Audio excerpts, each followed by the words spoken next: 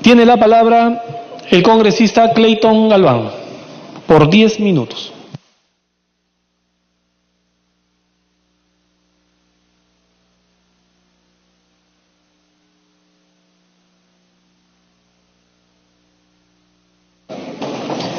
Muchas gracias, presidente.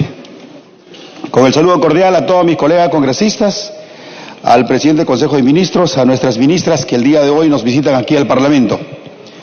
Si bien es cierto, presidente, los que estamos aquí hoy en nuestro hemiciclo es justamente porque estamos preocupados por una agenda país. Y a la verdad, es un tema que preocupa a hombres y mujeres y también preocupa a nuestras autoridades. Yo represento la región de Pasco, Premier, mediante nuestra presidencia. Pero es muy lamentable de que Pasco, teniendo 12 yacimientos mineros en explotación, hoy se encuentra en tercer lugar en extrema pobreza. En cuarto lugar, en lo que corresponde pues el nivel de anemia. Eso significa, Premier, de que tenemos que hacer una agenda más consensuada entre el Poder Ejecutivo y el Poder Legislativo para poder hacer una intervención en forma igualitaria a todas las regiones.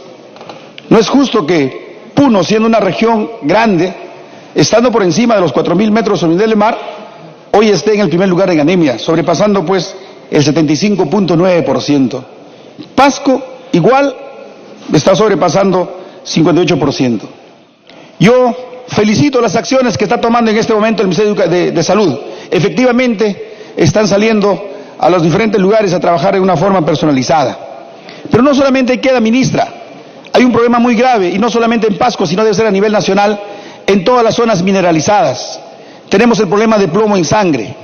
Imagínese una persona, un ciudadano común y corriente, contaminado, ¿qué tipo de hijos va a tener? ¿Qué futuro esperan nuestros hijos? El Estado ha intervenido, sí, efectivamente, con 32 familias. Yo quisiera solicitar, ministra, mediante nuestra presidencia, mediante nuestra presidencia del Congreso, de que se intervenga a nivel nacional, como una agenda nacional, para poder identificar y también para poder ya de una vez por todas ver los problemas de plomo en sangre en los ciudadanos, hombres y mujeres y grandes y chicos. A nivel de Pasco hemos tenido una intervención con 2.000 personas, pero el resultado es ínfimo, ministra. Asimismo también en lo que corresponde al Ministerio de la Mujer. Quisiéramos coberturar a nivel nacional, ministra, con la instalación de los SEM, para que de esta finalidad podamos erradicar la violencia familiar. Porque no solamente podríamos focalizar provincias o capital de provincias o zonas que de repente en este momento están dando altos índices, digamos, de violencia familiar, sino hay que hacer una intervención a nivel nacional. Hay que atender pues a las zonas vulnerables, a las zonas alejadas. Es un caso patético, Premier, por ejemplo, con la vivienda rural, que no es tema al día de hoy. Nosotros nos encontramos a nivel, por encima del 4.000 metros sobre el nivel del mar, y cuando el Estado anteriormente interviene con la construcción de viviendas rurales, se había construido en algunas regiones 7.000 viviendas, 6.000 viviendas, 5.000 viviendas, y nosotros, como Pasco, ni una sola vivienda rural, Premier. Entonces, esa marginación deben estar sufriendo también muchas de nuestras regiones. En el tema de educación, efectivamente, es parte que conlleva, pues, digamos, al desarrollo corporal de nuestros hijos. Aquí, la ministra tiene que tomar, pues, las cartas, o poner las cartas sobre la mesa y tomar las riendas también de la misma manera. Y si hay responsabilidades, quienes están involucrados, como el tema de Caliwarma, que muchas veces ha contaminado, muchas veces ha tenido problemas, y justamente a raíz de esto, son los mismos maestros, los mismos padres de familia que a veces no quieren contrarrestar la anemia. En una exposición que hice en mi región lo dije. A veces los maestros ponen la agenda del menú. A veces los padres ponen la agenda del menú. ¿Qué vamos a preparar mañana para nuestros hijos? No están pensando en los carbohidratos, no están pensando en todas las vitaminas que tiene o que puede tener ese alimento para nuestros hijos, sino en lo que vamos a comer con nuestros hijos. Ahí se tiene que tomar en consideración para lo que corresponde, pues no solamente el hierro, sino todas las vitaminas correspondientes y poder minimizar y erradicar pues la anemia. Entonces yo creo de que ahí tendría que trabajar fuertemente el Ministerio de Inclusión Social, el Ministerio de Salud, el Ministerio de Educación, el Ministerio de la Mujer, con la finalidad de que esto sí dé resultado. Hay inversión de parte del Estado, hay inversión, preocupación, pero el resultado también tiene que ser positivo, Premier, para que de esta manera, pues, a corto plazo podamos llegar al sueño que tiene en este caso el Poder Ejecutivo de llegar a un 5% de erradicar la anemia. Asimismo, nosotros, los que siempre hemos estado mirando de cerca y de lejos lo que efectivamente está pasando en nuestro país, estamos buscando el hermanamiento, la concertación, el trabajo mutuo del gobierno local, el gobierno regional, el gobierno nacional, el Poder Ejecutivo, el Poder Legislativo. Aquí el trabajo no tiene que ser independiente. Si se aísla el gobierno local, prácticamente el pueblo sufre. Si aísla el gobierno regional, igual. Si aísla el gobierno central, igual. Todos tienen que asumir esta gran responsabilidad, esta gran tarea. Hemos tenido un evento nosotros en la provincia de Yanahuanca, el trabajo que está haciendo articuladamente la municipalidad y el Ministerio de Inclusión Social. Pero esto se tiene que magnificar, Premier. Están utilizando el hígado del pollo, están utilizando varios, digamos, productos que van a ayudar a erradicar, pero esto tiene que magnificarse, tiene que trabajarse de una forma conjunta. Priorizar las inversiones. Hay muchas municipalidades, las inversiones lo están destinando para otras cosas, de repente para estadios, de repente para parques locales y otras cosas, cuando estamos ahorita luchando por erradicar la anemia. Entonces tiene que haber una agenda ya clara, concisa y luchar pues para que esto dé un resultado a corto plazo. Asimismo también en lo que corresponde al trabajo infantil, las zonas rurales han sido muy golpeadas por el mismo crecimiento de la pobreza. Los padres sufren hambre, los hijos también sufren hambre. Entonces, ¿qué hacer frente a ellos? Igual también yo pido, Premier, de que esto sea pues en una forma ya compartida, en una forma igualitaria. Las inversiones por persona, como ustedes han considerado en la misma exposición, de 39 soles diario. Entonces, todos los peruanos tenemos derecho a un mínimo, digamos, ingreso económico. Pero no otros sí más y otros menos, y eso está trayendo una desigualdad económica. Hemos escuchado la exposición también de nuestra ministra en lo que corresponde al embarazo en adolescentes.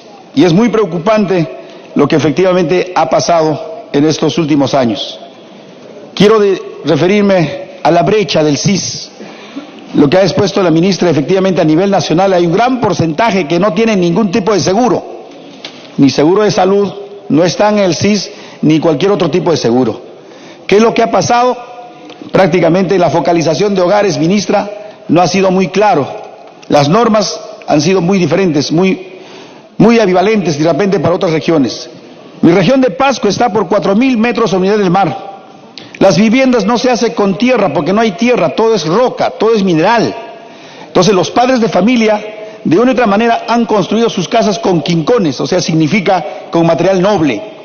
Pero vayamos a ver esas viviendas, qué cosa contiene adentro. No tiene piso, no tiene ventanas, las puertas viejas, no tiene cielo raso. Aparte de eso, es un frío intenso.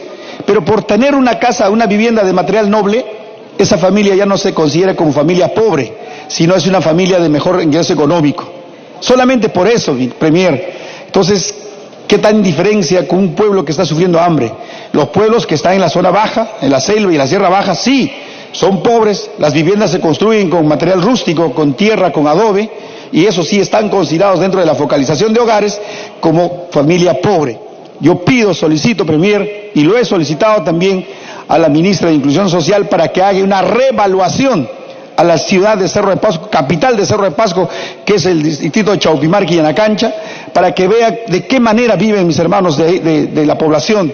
En este momento sufren hambre, hay un desempleo, un alto índice de desempleo a raíz de la paralización que se ha tenido en lo que corresponde a las mineras, la irresponsabilidad que tienen las empresas mineras en su responsabilidad social, en su responsabilidad ambiental, problemas que efectivamente han traído consigo pobreza, han traído consigo desempleo, han traído consigo el abandono de la población. Por ello, yo hago votos y estoy seguro que haciendo un trabajo consensuado, Premier, ministras, con el permiso de mi presidente del Congreso de la República, vamos a lograr. Yo creo que cada uno de nosotros somos de las distintas regiones, conocemos la realidad. En nuestra semana de representación estamos visitando constantemente a los pueblos. Todo es queja y queja y queja y queja de la población. Y si no atendemos a esas distintas necesidades, se va a convertir en una bomba de tiempo. Y el que está prácticamente en estos últimos años A pesar que estamos en una crisis política nosotros atravesando, el que está ganando pues en este problema muchas veces son los medios de comunicación o los opositores al trabajo que puede hacer este gobierno o este Congreso de la República para de esa manera pues crearnos la zozobra en nuestro país. Hay una zozobra muy fuerte en nuestro país y eso creo que se podría mejorar, Premier, siempre y cuando empecemos a trabajar en una forma consensuada. Hacemos votos para que de una vez por todas empecemos a ponernos la camiseta y empecemos a trabajar para que en este presente año tengamos un resultado. No será el 5%, pero por lo menos un 3%. Muchas gracias, presidente. Gracias, congresista. Tiene la palabra el congresista Richard Acuña por 4 minutos.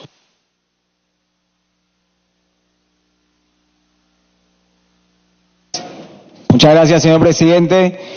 Quiero darle la bienvenida al presidente del Consejo de Ministros, a las 3 ministras que la acompañan y definitivamente a cada uno de los parlamentarios que el día de hoy nos encontramos tocando un tema muy importante para el país. Yo primero, señor presidente, creo que acá faltó la presencia de la ministra de Inclusión Social. Yo creo que a nivel de articulación hubiera sido importante tener la presencia de la ministra de Inclusión Social, porque son sectores que finalmente se articulan de una y otra manera. Porque es importante que nosotros como Parlamento también demos nuestros aportes y sobre todo le hagamos el seguimiento necesario a lo que realmente nos preocupa, que es la infancia en ese país. Y sobre todo cuando sabemos muy bien de que existe o que se dio una comisión multisectorial permanente encargada de la implementación del Plan Nacional de Acción por la Infancia y la Adolescencia, señor presidente. Ese trabajo se pensó desde el año 2012 al 2021 y dentro de todo eso se pensaron en metas y objetivos estratégicos y dentro de estas metas se tienen de todas maneras indicadores y cuando nos podemos a revisar el avance de esos indicadores vemos de que 25 de ellos están avanzando, 8 se mantienen de la misma manera, pero hay temas que nos preocupan, señor presidente. 5 indicadores han retrocedido, y lo dice el mismo informe de diciembre de 2018. Y además de ello, señor presidente, hay 14 indicadores que tienen problemas para acceder a la información. Tal vez se tienen problemas para acceder, tal vez no se avanzó, tal vez no existe la preocupación, y es donde nosotros queremos saber qué está pasando ahí. Porque esos indicadores que se han retrocedido, señor presidente, son la anemia en mujeres de 15 a 19 años. No es posible que como país estemos retrocediendo pensando en el bicentenario, señor presidente. Otro tema que también se ha retrocedido es el porcentaje de niñas, niños y adolescentes que son víctimas de violencia sexual. Es un tema que lo vemos en el día a día y estamos retrocediendo, es decir, estamos hablando que queremos avanzar, que estamos dando acciones diferentes, pero acá se está viendo que no está ocurriendo ello. Y es momento de demostrar al país que el Ejecutivo nos diga si realmente va a seguir con ese tipo de indicadores. Porque además, así como podemos mencionar que hay 5 indicadores, y he mencionado 2 de los cuales hemos retrocedido, hay 14 indicadores que no se tiene información.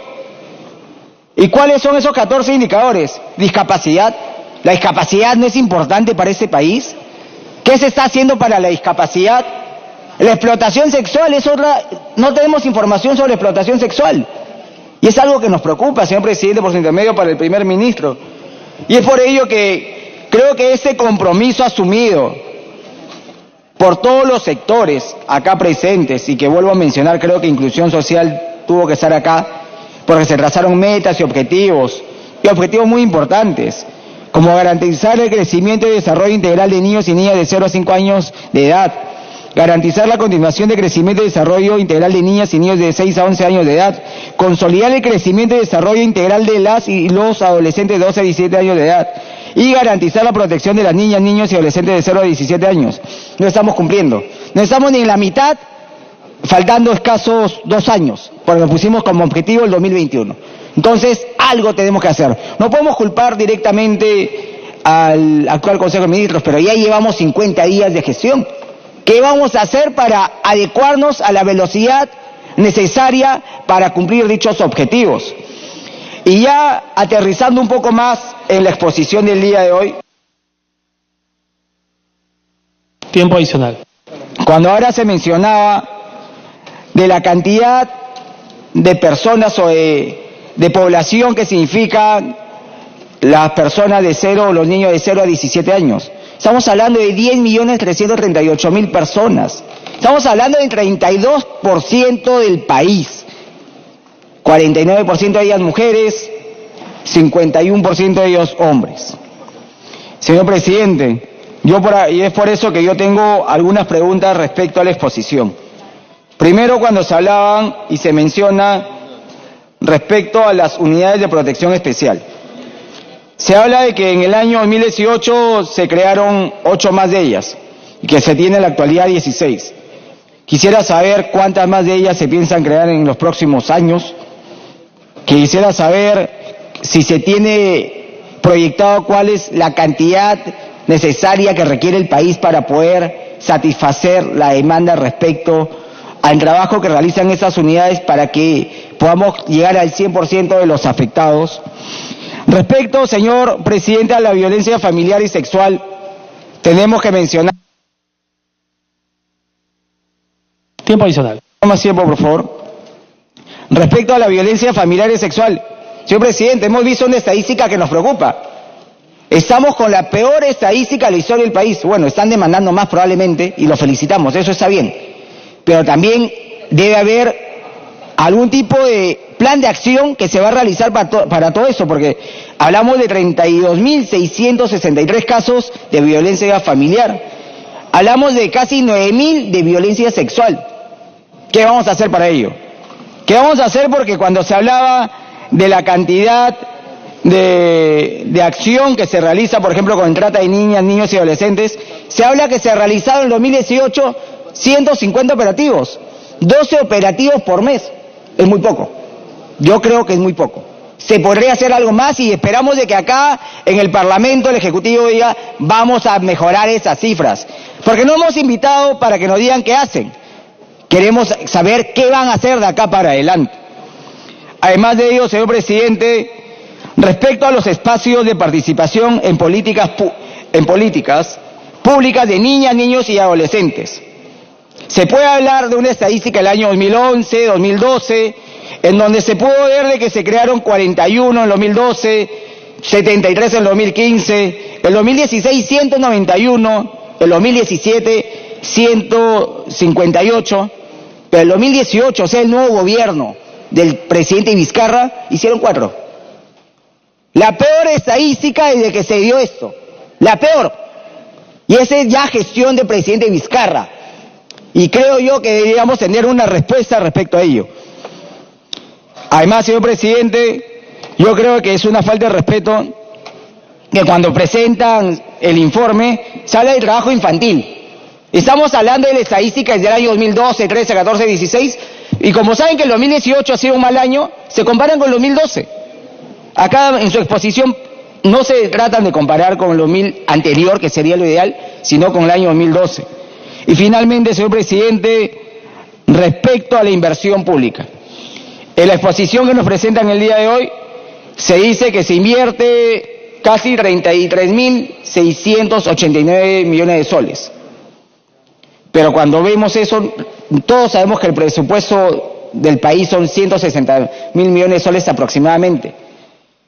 Pero cuando hablan de 33.000 millones de soles, yo creo que acá se ha equivocado al momento de hacer el cuadro, porque están considerando los gastos corrientes, están considerando los sueldos, están considerando gastos corrientes acá, señor presidente, porque si no sería imposible imaginar que el 25% del presupuesto se va en ello.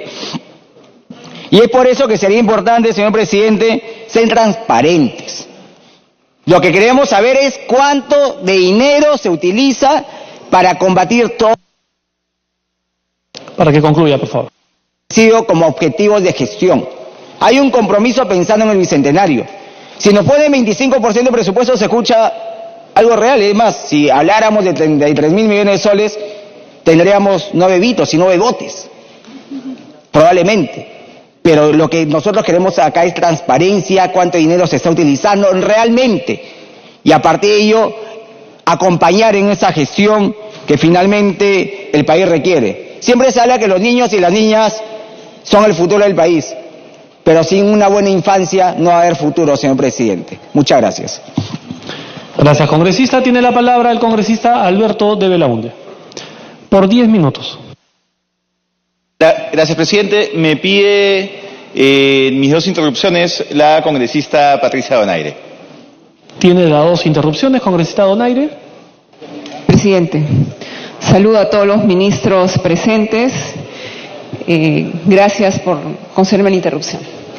He escuchado con atención a algunos colegas, entre ellos a la congresista Aramayo, al congresista Clayton Galván, señalar algunas deficiencias en los diferentes sectores y en el caso del congresista Clayton Galván prácticamente invocar un trabajo coordinado entre las autoridades regionales y las locales.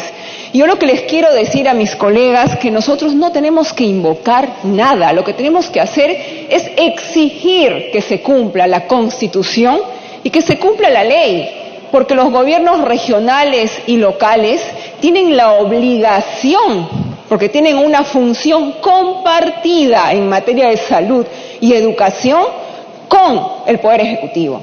Y eso está prescrito en la Constitución y está prescrito en la Ley Orgánica de Gobiernos Regionales, en la Ley Orgánica de Gobiernos Municipales y Locales. Igual en el caso de educación, está en la Ley de Bases de Descentralización. Entonces, no tenemos que invocar, lo que tenemos que hacer desde el Congreso es efectuar nuestra labor de fiscalización y ver que también los gobernadores regionales, que también los alcaldes estén cumpliendo con sus competencias que tienen en el área de salud, en el área de educación. Tienen que ser tan responsables como lo es el gobierno. Y por eso me gustaría también que podríamos tener en este ámbito congresal la presencia de los gobernadores para que nos expliquen, así como hacen los ministros, cuáles son sus avances en salud, cuáles son sus avances en educación. Porque eso es importante. Las competencias, repito, señores, son compartidas. No podemos responsabilizar solamente al Ejecutivo de las deficiencias. Y tenemos que felicitar los avances también que el Ejecutivo pueda lograr en esto. Gracias. ¿Puede continuar, congresista de Belaunde? Gracias, presidente. Yo tengo 5 temas muy puntuales que quisiera tocar el día de hoy. Pero primero tengo una inquietud, una preocupación que espero la ministra de Salud pueda responderme. El presupuesto del 2019 estableció 90 millones de soles para brindar, y cito, una adecuada dispensión de medicamentos y productos farmacéuticos. Si cualquiera de mis colegas entra al CIAF, al portal del MEF, verá que el avance es del 0%. Y la información que tengo es que esos 90 millones de soles no se están usando para esta dispensión de medicamentos y productos farmacéuticos, sino que se están destinando a otros temas. Entonces yo quisiera que la ministra me pueda confirmar si efectivamente esos 90 millones se están usando para otros temas y en qué. Porque creo que todos los colegas que asistimos regularmente en visitas inopinadas a centros de salud nos encontramos permanentemente con un problema de abastecimiento de medicamentos y justamente por eso es que le asignamos 90 millones de soles a la adquisición de medicamentos. Esa es la preocupación que quisiera que la ministra de Salud me pueda responder. Los 5 puntos que quería tocar son muy puntuales. El primero de ellos tiene que ver con Santa Margarita. Santa Margarita es un centro para menores infractores de la ley penal, el único centro destinado a mujeres menores de edad infractores de la ley penal en todo el país. Se encuentra en Lima, a pocas cuadras de Maranguita. No es tan conocido porque no suelen haber problemas de orden en dicho centro, pero eso no quiere decir que tenga profundas deficiencias y la necesidad de que nos ocupemos más de ellos. Creo además que el que se haya pasado los centros para menores infractores al Ministerio de Justicia abre una posibilidad para cambiar la cara de Santa Margarita. Actualmente cuenta con 93 internas y solo 3 psicólogas, que evidentemente no se dan abasto para las necesidades que cuentan las menores infractores. No existe una separación entre las internas mayores y menores de edad, porque claro, ingresan siendo menores de edad, pero muchas veces el tiempo de reclusión es mayor y el espacio físico para estas 93 internas es absolutamente deficiente. No hay abogados que puedan ayudarlos en temas legales y la verdad uno habla con las internas, uno ve muchas de las situaciones por las que atraviesan y por las que están ahí y hay muchos casos de parricidios, pero casos de parricidio donde la información es que estas chicas eran víctimas de abuso sexual y para defenderse terminan cometiendo estos parricidios. La sensación que queda al escuchar estos casos es que si esas menores de edad hubiesen recibido una adecuada asesoría legal, hubiesen salido libres y no estarían el día de hoy en Santa Margarita. Además, no hay suficientes talleres productivos y en general la sensación que existe es que el Estado peruano se ha olvidado de ellas o no las toma en cuenta. Creo que esta transferencia al Ministerio de Justicia, que está trayendo sus propios retos administrativos, es una oportunidad del Estado peruano para ocuparse de estas adolescentes. El segundo tema tiene que ver con la salud mental. Lo mencioné aquí el día del voto de confianza. Hay un pedido hecho por el Ministerio de Salud al Ministerio de Economía de 74 millones de soles adicionales. ¿Qué se lograría con esos 74 millones de soles? 59 centros de salud mental comunitarios, 13 unidades de hospitalización, 2 hospitales de día, 59 hogares protegidos, bajo esta lógica del nuevo esquema en el cual ya no se busca el internamiento, sino asegurar la mayor autonomía posible a los pacientes de la salud mental. Y 25 MAMIs, que son estos módulos de atención al maltrato de menores de edad. Hay que señalar, sin embargo, esperamos estos 74 millones. Han pasado varias semanas desde el voto de confianza y no contamos con información del Ministerio de Economía respecto a qué es lo que va a suceder con este pedido. Es fundamental que esos 74 millones se den este 2019 para poder cumplir con los objetivos trazados en el Plan de Salud Mental de cara al 2021. Quisiera señalar también en el tema de salud mental la lamentable precariedad laboral por la que atraviesan los profesionales de la salud mental en nuestro país. Quisiera poner el ejemplo de Condorcanqui, que lo puso la ministra en su exposición. Yo estuve en el mes de agosto del año pasado en la inauguración del primer centro de salud mental comunitario con enfoque intercultural en el país, en Santa María de Nieva. Profesionales ilusionadísimos con el trabajo que iban a realizar. Era además un centro donde se hablaba wajún, donde se iban a utilizar plantas medicinales de la zona, se iba a vincular la medicina occidental con la medicina tradicional. Todo pintaba para ser un ejemplo de éxito, para presentar como ejemplo al mundo. Lamentablemente han pasado los meses, no ha pasado un año siquiera, y la realidad de ese centro es realmente triste. Los CAS, el profesional que se encuentra ahí son CAS de 3 meses o menos, lo que implica un gran nivel de incertidumbre. Le bajaron los sueldos a los profesionales que se encontraban ahí. Se imaginarán que psiquiatras, psicólogos y otros profesionales, llevarlos a Santa María de Nieva no es tarea fácil, encontrar los profesionales adecuados no es tarea fácil, y se les bajó los sueldos, y el día de hoy, menos de un año después de inaugurado este centro de salud mental, ya no se encuentra ninguno de esos profesionales que con ilusión nos recibieron en agosto del 2018, y ya no se utilizan medicina tradicional, y hay un problema de abastecimiento de medicinas, probablemente por culpa del no uso de estos 90 millones de soles. Entonces vemos que hay un serio problema, hay toda la voluntad política y un gran trabajo del equipo humano que está en la Dirección de Salud Mental, pero ello tiene que venir acompañado de los recursos económicos y recursos humanos adecuados. Si no, seguirán pasando situaciones tan lamentables como la ocurrida en el Centro de Salud Mental de Santa María de Nieva. Quisiera, aprovechando que hemos tocado el tema de Condorcanqui y lamentando que no esté la ministra de Inclusión Social el día de hoy, que en el mes de agosto del año pasado indicamos uno de los problemas con los que cuentan las residencias estudiantiles.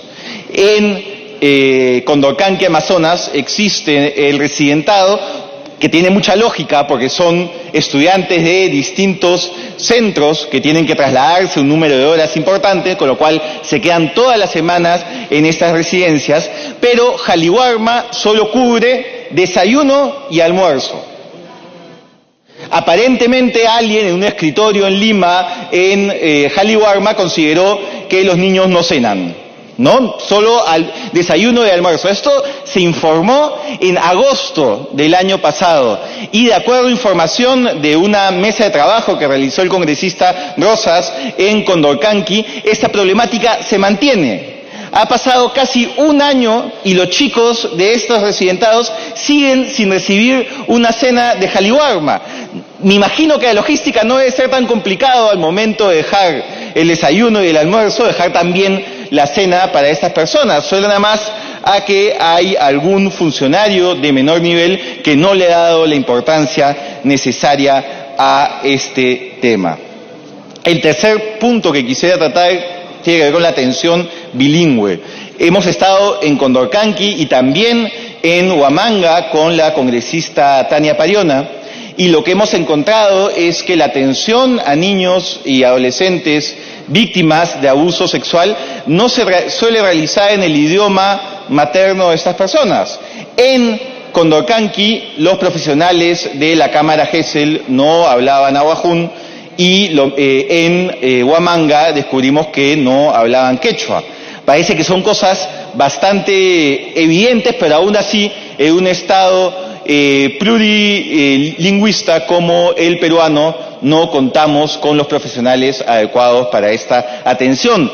Por no mencionar un enfoque intercultural más importante, todos los protocolos de atención a niños y adolescentes, niños, niñas y adolescentes ahuajún en Condorcanqui son protocolos de atención pensados desde el punto de vista occidental. Entonces una niña, un niño... Tiempo adicional. Un niño, una niña, un adolescente ahuajún que sufre de abuso sexual tiene que pasar por los protocolos médicos occidentales, que son protocolos bastante agresivos y traumáticos, más aún si no toman en cuenta la mirada intercultural que este tipo de situaciones ameritan. Entonces yo pediría, por favor, a la ministra de Salud que pueda considerar el establecer protocolos de atención a víctimas de abuso que puedan tener mirada intercultural en zonas como Condorcanqui. En el tema de embarazo adolescente, quisiera solicitarle lo siguiente a la ministra de la Mujer. En todo el país, ¿cuántos albergues para madres adolescentes tenemos? Exclusivamente para madres adolescentes. Uno que además no depende del Estado, es de una organización de la sociedad civil. Creo que el Estado tendría que... y se encuentra en Ayacucho, lo visitamos con la congresista Pariona. Tiempo adicional.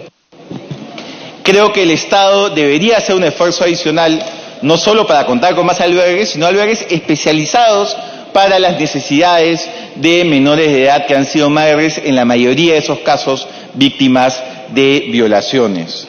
Finalmente, en el tema de los mamis, que lo mencionamos como parte de este presupuesto que está pidiendo la Dirección de Salud Mental al MEF, creo que tenemos que revisar bien cómo están funcionando los mamis en el país.